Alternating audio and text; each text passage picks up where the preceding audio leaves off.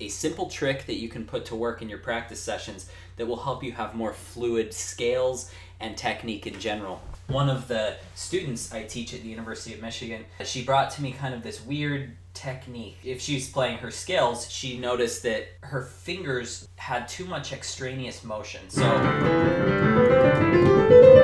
similarly, I had a little 12-year-old student, his name is Luke, and he was really discouraged one time because his pinky would come up when he was playing his scales. He said, well, it really bothers me, and he fixed it over the next 2 weeks. I want to show you a method that you can do to get the flex out of your fingers. So the first thing you can do is just shake out your hands as you go.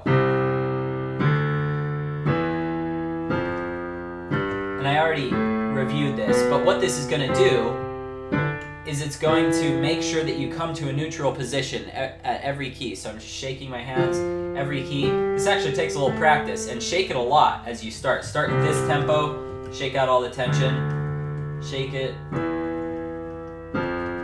Okay?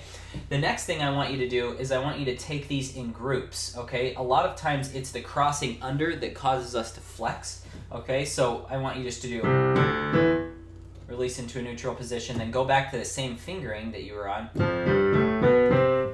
Okay, and then these are for my right hand crosses. And then do it for your left hand as well. So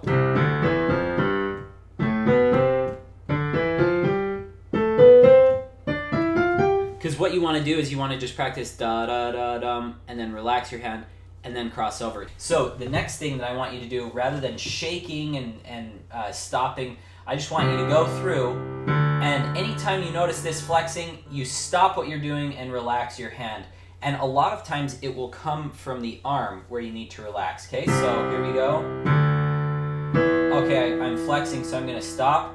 I'm gonna replay this note and just relax my hands. And in the end, the thing that you want to do is have just the minimal amount of motion. So whatever technique you're facing, whatever difficulties you're facing, try to figure out what your hand is doing, because I guarantee if you're having trouble and you're more than a couple of years into the piano, it's not a lack of strength in your fingers. If you've been having a good technique regimen, it's a problem with creating tension and the need to get rid of that.